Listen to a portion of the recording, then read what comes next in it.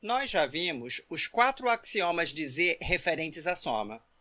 Agora, introduziremos mais 4 axiomas, que dessa vez serão referentes exclusivamente ao operador de produto. Por isso, são conhecidos como os axiomas da multiplicação. Começaremos com o axioma A5.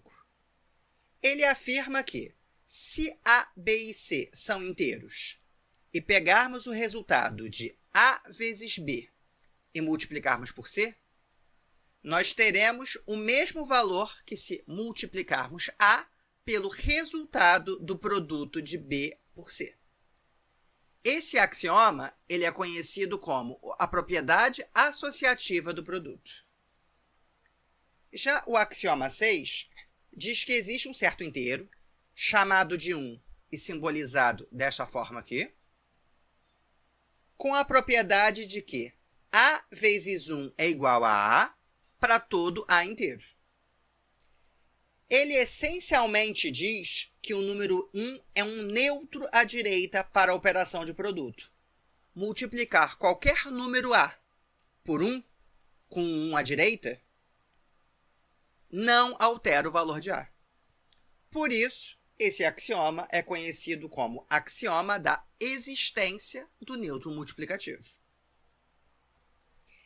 Reparem que, neste momento, nós não podemos usar ainda que 1 também é um neutro à esquerda para o produto, pois o axioma não diz isso.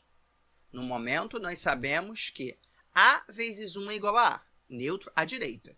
Nós ainda não sabemos que o número 1 também é um neutro à esquerda. Então, 1 vezes A igual a A, nós não podemos usar ainda. Notem também que o axioma diz que 1 é diferente de 0. Nós, por vezes, somos obrigados a demonstrar resultados óbvios. Por exemplo, nós tivemos que provar que 0 mais 0 é igual a 0. Mas, felizmente, não teremos que provar que 1 e 0 são números distintos, já que o axioma afirma isso explicitamente. O axioma 7 ele é a conhecida regra de corte para a multiplicação. Se A, B e C são inteiros, com A vezes B igual a A vezes C, caso A seja um número diferente de 0, então você pode cortar o A nos dois lados da equação e concluir que B é igual a C. Esse axioma ele é conhecido como a propriedade cancelativa à esquerda para o produto. À esquerda, porque o termo A que está sendo cancelado, ele está à esquerda em cada lado da expressão. Notem que, nesse momento, nós ainda não estamos autorizados a utilizar a propriedade cancelativa à direita para o produto, uma vez que o axioma não trata deste caso. Então, eu posso utilizar que AB igual a C com A diferente de 0 implica que B igual a C. Porém, se o A estiver do lado direito do termo, nesse momento, nós ainda não podemos fazer esse corte. Finalmente, nós temos aqui o axioma A8. O axioma 8, ele essencialmente diz que a ordem com que uma multiplicação é feita não altera o resultado.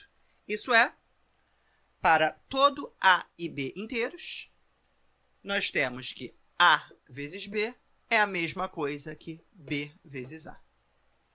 Esse axioma ele é conhecido como a propriedade comutativa do produto. Existem algumas semelhanças óbvias entre esses axiomas do produto e os axiomas da soma. O axioma A5, por exemplo, é o equivalente multiplicativo do axioma A1. Para quem não lembra, o axioma 1 era esse daqui. A soma de A mais B somada com C é a mesma coisa que A mais o resultado da soma entre B mais C. É claro que esses dois axiomas são a mesma coisa, só que um se refere à operação da soma e o outro se refere à operação do produto. Já o axioma A6 é o equivalente multiplicativo do axioma A2. Qual era o axioma A2? O axioma A2 era o axioma que dizia que para todo inteiro, A mais 0 era igual a A. Então, ambos os axiomas A6 e A2 se referem à existência de um elemento neutro à direita para uma operação. O axioma A2 diz que 0 é um neutro à direita para a operação de soma. E o axioma A6 diz que 1 é um neutro à direita para a operação de produto. E o axioma A8, que é a comutatividade do produto, ele claramente é muito parecido com o axioma A4, que é a comutatividade da soma. O A4 diz que a ordem dos elementos em uma soma não importa, e o A8 diz que a ordem dos elementos em um produto não importa. Então, a correspondência entre A8 e A4 também é bastante óbvia. Então, o que nós temos?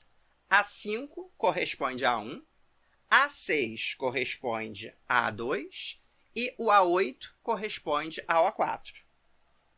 Porém, o axioma 7 ele não corresponde ao axioma A3.